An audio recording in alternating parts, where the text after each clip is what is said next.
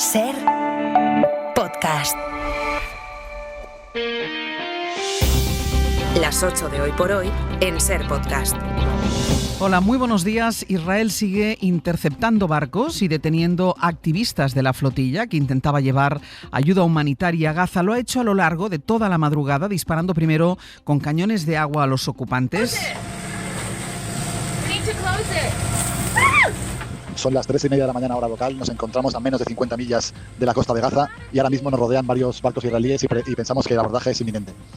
A bordo se respira una gran tensión, había incluso alguna ilusión de que se podía llegar después de que haya pasado más de 5 horas desde la primera interceptación y que hayamos podido seguir, pero parece que la interceptación es inminente y estamos todos preparados para ello. Este es el sonido que recibíamos esta noche de nuestro compañero Carlos de Barrón, periodista del País, excompañero también de esta casa, que iba a bordo de uno de los barcos y que todo apunta que ha sido arrestado a primera hora de esta mañana. Hay todavía algunos barcos que siguen avanzando hacia la franja, pero lo más probable es que también sean interceptados. Vamos primero a actualizar la situación, lo que sabemos a esta hora. Pablo Morán, buenos días. Hola Ángels, buenos días. Pues Israel ha interceptado al menos 13 barcos de la flotilla, otros 30 seguían hasta hace bien poco rumbo a Gaza después de sortear la primera embestida a 70 millas náuticas de su destino. Es decir, todo esto está volviendo a pasar en aguas internacionales. My name is James Hickey. Fabrizio, Chuli, Silvia, Paolo, Ruggero. Si estás viendo este vídeo es porque Israel nos ha detenido ilegalmente. Y como en anteriores ocasiones, la organización está publicando los vídeos de los activistas, incluida Ada Colau, los que dejaron pregrabados por si les detenían. La flotilla tiene y ha ensayado un protocolo de actuación para este momento, sin oponer resistencia a los soldados, pero limitando su capacidad para obtener información. Lo explicaba anoche en Hora 25 el español Manu López, que es patrón de uno de los barcos de la flotilla, con el que hablábamos justo en el momento del abordaje. Tenemos ahora uno por babor y otro un poquito hacia prueba, son barcos muy rápidos, o sea que estamos un poquito pendientes para lanzar teléfonos y satélite al agua cuando lleguen. Ahora los tengo como a unos 500 metros. Según la última información proporcionada por la organización de la flotilla, son alrededor de 200 los detenidos hasta el momento, incluidos 30 españoles. Ellos no pueden confirmar ni su paradero ni su estado, aunque Israel asegura que están bien. Estamos intentando explicar también, Pablo, qué va a pasar ahora con los detenidos, ¿no? ¿Cuáles son los pasos que va a seguir Israel, que puede o debería seguir? Porque no es sencillo anticipar los pasos de un gobierno como el de Netanyahu, que ha pasado ya por alto varias normas en estas detenciones. Sí, de entrada se los están llevando al puerto israelí de Asdod. Si se repite el procedimiento que Israel ha aplicado con flotillas anteriores, los activistas van a ser interrogados y se les ofrecerá firmar la deportación directa, es decir, la que implica admitir que has intentado entrar ilegalmente en el país. Si se niegan, la cosa se puede demorar algo más, incluso varios días que pasarían en prisión. Algo más compleja es la situación de reincidentes, como Greta Thunberg, que ya fue detenida en similares circunstancias durante la última flotilla. Los gobiernos de decenas de países están en alerta, incluido el de España. Exteriores lidera aquí una unidad de seguimiento permanente coordinada con los consulados de Tel Aviv, de Jerusalén y de Nicosia para garantizar la protección diplomática y consular a la que tienen derecho estos activistas. El ministro Álvarez reivindicaba anoche el carácter pacífico y humanitario de esta flotilla frente a Israel, que los vincula con Hamás. Pablo, actualizamos la situación de la flotilla en el abierto. Aquí me quedo hasta entonces. Sobrevolando esta tensión no es tan solo las presiones de los países que tienen a ciudadanos en esa flotilla, sino también la cuestión fundamental de qué pasará con el plan de paz que ha propuesto Trump. Sergio Soto, buenos días. ¿Qué tal, Ángels? Buenos días, porque esa es la gran novedad que se espera hoy y de la que empiezan a filtrarse algunos datos.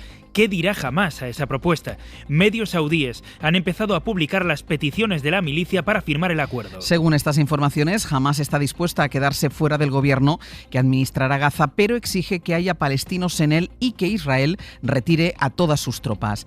Jerusalén, Nuria Garrido, buenos días. ¿Qué tal? Buenos días. En las últimas horas, medios saudíes han filtrado algunos de los principales cambios que Hamás pedirá en la propuesta de paz de Trump para Gaza. Entre ellos, un calendario con fechas exactas de la retirada de las tropas israelíes y garantías de que Israel vaya a cumplir ese alto el fuego definitivo. Además, no cederán su desarme total, pedirá que se haga una distinción entre armas ofensivas que entregaría y defensivas que en cambio mantendría. También se muestra en contra de que el gobierno de la Franja quede en manos de un organismo internacional liderado por Donald Trump. Exige que este gobierno, del que ellos no formarían parte, sí esté integrado por palestinos. Los islamistas, mientras tanto, continúan estudiando esta propuesta con Qatar y Turquía, pero también con facciones palestinas como la Yihad Islámica, quien ya mostró su rechazo y quien, recordemos, retiene a parte de los rehenes que siguen en la Franja de Gaza. Hoy por hoy noticias. Ser Podcast.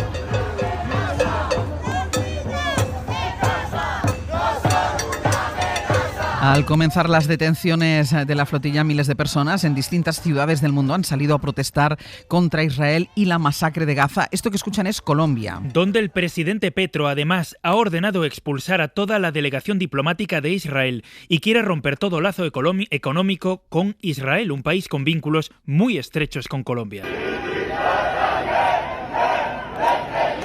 También protestas en Atenas, en Roma, en Milán, con multitudinarias marchas. Y marchas espontáneas convocadas a través de redes en Barcelona, de donde partió la flotilla, protestas frente al consulado de Israel que han terminado con cargas policiales. Hoy, el sindicato de estudiantes ha convocado una huelga general en todos los institutos y universidades españolas en contra del genocidio en Gaza. Es una misión humanitaria que no hubiera tenido lugar si el gobierno de Israel hubiera permitido la entrada de UNRWA y el reparto de esa ayuda humanitaria por parte de Naciones Unidas. No representan un peligro ni una amenaza para Israel. Ayer el presidente Pedro Sánchez insistía, horas antes de que empezaran las detenciones, en el carácter humanitario de la misión, un mensaje que parecía enviar a Israel, aunque no era interpretado como suficiente dentro de su propio gobierno. La vicepresidenta Yolanda Díaz no compartía la decisión de dar orden al barco español que acompañaba a la flotilla de no entrar en la zona que Israel denominó de riesgo. Sus vidas hoy corren riesgos. Y, por tanto, nuestro país tiene que darles apoyo. Son españoles y españolas que están defendiendo la legalidad internacional frente a un criminal de guerra que se llama Netanyahu. Josué Coello, buenos días. ¿Qué tal, Ángels? Buenos días. En lo que sí están de acuerdo tanto PSOE como Sumar, ahora sí es en el decreto de embargo de armas, pero serán necesarios más apoyos para convalidarlo y de momento no están ni los de Podemos ni los de Junts, aunque el gobierno confía en que la presión les haga sentirse obligados. Sí, el gobierno tendrá que volver a mirar a Junts y a Podemos para sacar adelante este decreto del embargo de armas, un decreto que ya provocó críticas de la izquierda por su demora en ser aprobado y cuya convalidación ahora no está garantizada. Y no lo está porque, contando con los noes de Vox, PP y UPN, el gobierno necesita de al menos una abstención y un sí de Podemos y de Junts. Los morados, que han sido muy críticos con este embargo, calificándolo como fake, no garantizan su apoyo. Yone Belarra. Este embargo de armas, tal y como está escrito, no va a servir para nada, porque no aborda ninguno de los elementos centrales que han permitido que España tenga las relaciones armamentísticas más abundantes de nuestra historia bajo el gobierno de Pedro Sánchez y en medio del peor genocidio en pleno siglo XXI. Sin embargo, en privado en Podemos nos dicen que esperan algún gesto del gobierno con este decreto para dar su apoyo porque reconoce la complejidad de hacerlo caer en este contexto. Algo parecido ocurre con Junts. Como suele ser habitual, son ambiguos con su voto, pero fuentes de la formación reconocen que algo hay que hacer ante la gravedad de lo que vemos en Gaza. Otra pista, Ángels. Ayer en el Senado, Junts apoyó la moción del PSOE para condenar este genocidio. Por todo ello, en el gobierno confían en que finalmente tanto Podemos como Junts no harán caer el decreto y será convalidado. Josu, gracias. Hasta ahora. Hoy por hoy noticias. Ser Podcast.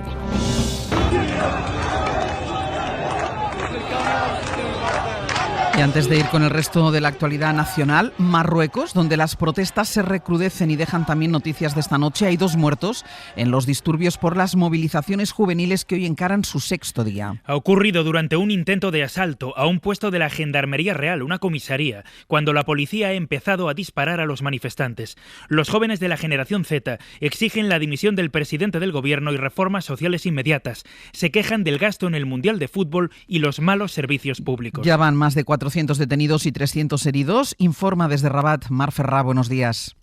Buenos días. Según la televisión estatal y citando fuentes oficiales, un grupo de personas intentó tomar la comisaría de la población de Laclia, primero con piedras y después con armas blancas. Los gendarmes usaron gases lacrimógenos, pero finalmente, según el comunicado, se vieron obligados a utilizar sus armas en legítima defensa. Por segunda noche consecutiva, en varias ciudades se han producido enfrentamientos, además de asaltos y quema de edificios públicos y privados. Los más importantes en la región del sur, en Marrakech y poblaciones cercanas a Agadir. También a pocos kilómetros de aquí, de la capital, en la ciudad de Salé, un banco asaltado, otro incendiado, además de vehículos y edificios dañados. Las protestas empezaron el sábado, convocadas por el grupo Generación Z marroquí para reclamar mejor educación y sanidad. Han defendido una movilización pacífica, pero después de 3 días y centenares de detenciones en muchos puntos del país, han derivado en enfrentamientos y altercados. Lo que estamos hablando no es de informar a las mujeres, es de desinformar a las mujeres. Contarles un bulo y llenarles de miedos, de desconfianza, por cierto, y de mentiras. Entonces, yo creo que esto no está amparado por la ley de ninguna de las maneras. No le puedes obligar a un profesional a mentir, a contar un síndrome que no existe. No le puedes decir a un profesional que tiene que atemorizar, acosar y extorsionar a las mujeres. Estuvo ayer la ministra de Sanidad, Mónica García, en La Ventana de Madrid para hablar sobre la iniciativa de Vox que ha aprobado el Partido Popular en esa ciudad. La iniciativa para informar a las mujeres que quieren abortar de que pueden sufrir un síndrome que, según la ciencia, no existe y que incluye alcoholismo, depresión o anorexia. Ayer le preguntaron a Génova por esa moción, sobre todo después de compararla con lo que decía Feijóo en 2023. En Castilla y León, ni en ningún lugar donde gobierne el PP se puede coaccionar a una mujer que quiere interrumpir voluntariamente su embarazo, y no hay nada ni nadie, ni un médico, y mucho menos un político, que pueda interferir en este contexto. Pero ahora Feijóo y Génova creen o defienden algo distinto. Avalan lo aprobado por el Ayuntamiento de Madrid porque informar a las mujeres, aunque sea de cosas que no existen, no tiene, dicen, nada de malo. Los populares achacan esta polémica de un ayuntamiento que gobiernan, ya se lo pueden imaginar, a Sánchez y a una cortina de humo. David Junquera, buenos días.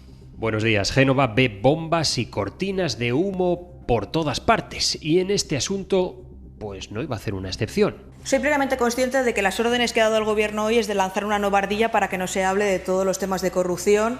Esther Muñoz se abona la teoría del señuelo, pero no explica, si cree que es un señuelo, por qué pica un PP que no necesita Vox en el Ayuntamiento de Madrid. La portavoz solo se pregunta a quién le hace daño un poco de información. Yo es que creo que la información nunca es un problema. Quien tiene que explicar por qué le parece un problema la información es quien está en contra de que las mujeres estemos informadas. Recuerdan fuentes populares que para intervenciones menos invasivas y complejas que un aborto ya se traslada un montón de información a los pacientes y remarcan en Génova: tenemos mayoría e informaremos a las mujeres con rigor y sensibilidad, negando que se les vaya a trasladar ninguna falsedad.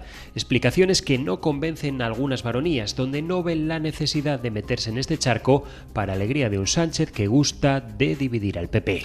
También dijo la ministra en la SER en Madrid que van a investigar si lo que ha sucedido en Andalucía, los errores en el sistema de diagnóstico precoz de cáncer de mama, se producen también en otras comunidades. Será después de que ayer aquí la consejera de Salud andaluza pidiera primero disculpas y hablara después de manipulación del sistema sanitario. El presidente andaluz, Juanma Moreno, salió más tarde a matizar el enredo en el que se había metido su consejera. Radio Sevilla, Mercedes Díaz, buenos días. Buenos días. Fuentes de la Junta han matizado a la SER que la consejera no estuvo acertada al hablar de manipulación y en que en todo caso se refería a las falsas denuncias de privatización de la sanidad que denuncia la oposición. Grupos de la oposición que ayer pidieron uno tras otro la dimisión de esta consejera. Después, públicamente, el presidente asumió los graves retrasos en la detección precoz del cáncer de mama y pidió perdón por estos fallos, aunque mantiene en su puesto a la consejera, la tercera persona que asume el cargo desde que comenzó a gobernar en Andalucía. Eso sí, Moreno Bonilla le exige eficacia y que se afane en solucionar este error. La consejera lo que tiene que hacer ahora y su equipo es afanarse en localizar los errores que ha habido en el protocolo. No está la Consejería de Salud para vaivienes, para cambios, para modificaciones. Lo que tenemos que hacer es trabajar y trabajar con más ahínco, con más determinación y con más eficacia. La Junta, además de ese circuito preferente para las afectadas, ha habilitado un buzón para informar a todas las mujeres que hayan pasado por el cribado de cáncer de mama y se encuentren inseguras o preocupadas. Es el buzón de sugerencias y reclamaciones oficiales del SAS, donde muchas mujeres ya habían presentado reclamación y meses después no tienen respuesta.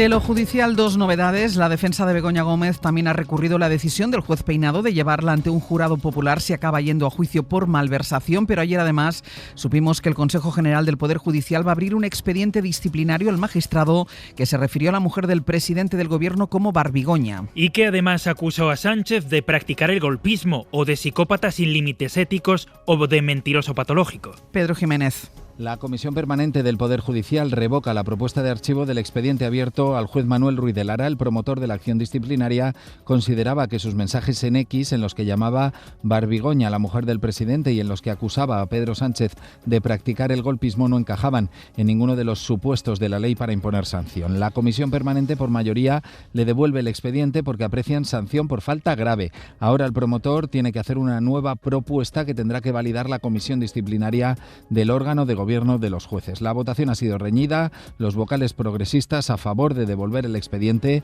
para que el promotor proponga sanción, mientras que los conservadores se han opuesto. La presidenta del Poder Judicial, Isabel Perelló, ha deshecho el empate. Los vocales elegidos a propuesta del PP anuncian voto particular. Para no perderte ningún episodio, síguenos en la aplicación o la web de la SER, Podium Podcast o tu plataforma de audio favorita.